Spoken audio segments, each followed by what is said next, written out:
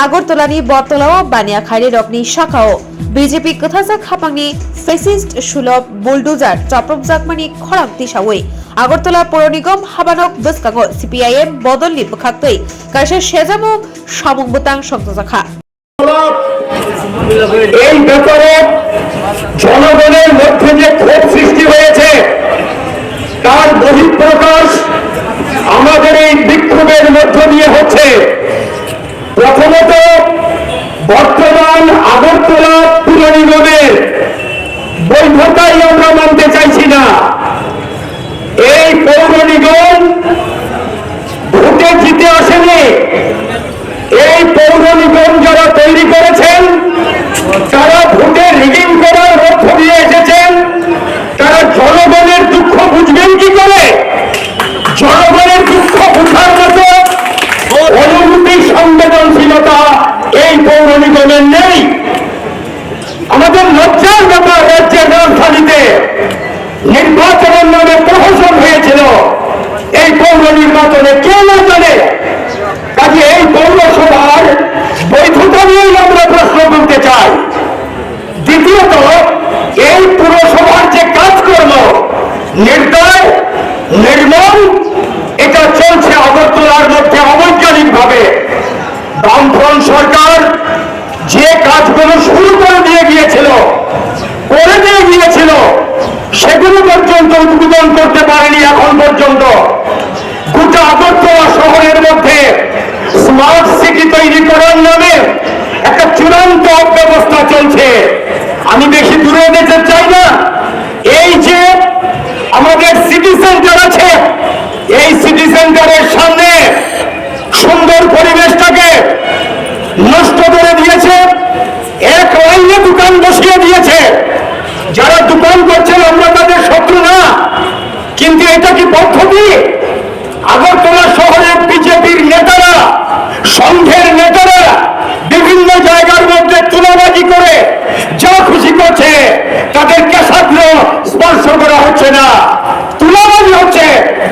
সরকার পুর পরিষদের চোখের সামনে নাকের ডোবায় এই তো চলছে। আজকে সকালবেলা বর্তমানে 70 বছর, 50 বছর, 40 বছর ধরে দোকান করছে। এই দোকানগুলোকে বুলডোজার দিয়ে গুড়িয়ে দিয়েছে গরিব মানুষ। প্রাক্তন মুখ্যমন্ত্রী, 20 বছরের মুখ্যমন্ত্রী মানিক সরকার আজকে সকালে আমাদেরকে নিয়ে সেখানে গেছেন হেঁটে। গিয়ে দেখে তিনি দুঃখ করে বলেছেন যে 30 বছরের উপরে সরকার চালিয়েছি আমরা, কোন ক্ষেত্রে আমরা এরকম পদক্ষেপ নেইনি। রাস্তা পরিষ্কার করতে গেলে পরে আমরা তো বাধা দেবো না, রাস্তা পরিষ্কার করতে পারে, মানুষের চলাচলের জন্য রাস্তা সুন্দর হবে। কিন্তু এটা কি?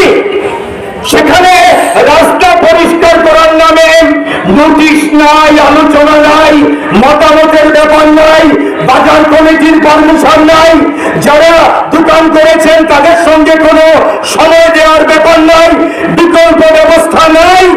এই সব করে আজকে সকালবেলা তারা সেখানে বুলডোজার লাগিয়েছেন। 3 থেকে 4টা বুলডোজার টিএসআর দিয়ে গোটা এলাকা কর্ডন করে রেখেছেন যাতে কেউ বিক্ষোভ দেখাতে না পারে। এই জন্য আমরা বলেছি এই সরকার হচ্ছে ফ্যাসিস্ট সুলভ সরকার। এই সরকার হচ্ছে নেশাখোরদের রক্ষা করার রক্ষার সরকার। এই হচ্ছে অবস্থা। এই রাজ্যের মধ্যে একই বড় বন্যায় কাজ চলছে, যার প্রকৃষ্ট নিকৃষ্ট একটা নিদর্শন বা উদাহরণ হচ্ছে আজকে বরতলা বাজারে যা করা হয়েছে।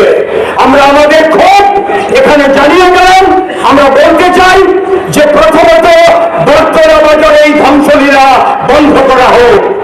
বরতলা বাজারে যে সমস্ত ব্যবসায়ীদের দোকান ভেঙে দেওয়া হয়েছে তাদেরকে অবিলম্বে পুনর্বাসন দিতে হবে এবং এমন জায়গাতে দিতে হবে যেখানে তারা ব্যবসা করতে পারেন, এবং এই জায়গার আশেপাশেই তাদের দিতে হবে। এবং এই ক্ষতিগ্রস্ত জিনিসপত্র ধ্বংস হয়েছে, নষ্ট করেছে আজকে, সেগুলো ক্ষতিপূরণ দিতে হবে। এই দাবি আমরা রেখে গেলাম। আর এই পুর পরিষদ আমরা জানি তাদের শোনার মতো ধৈর্য নেই, হৃদয় নেই, মন নেই।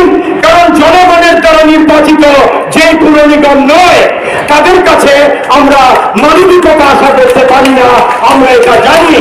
অতএব আমাদের এই বিক্ষোভ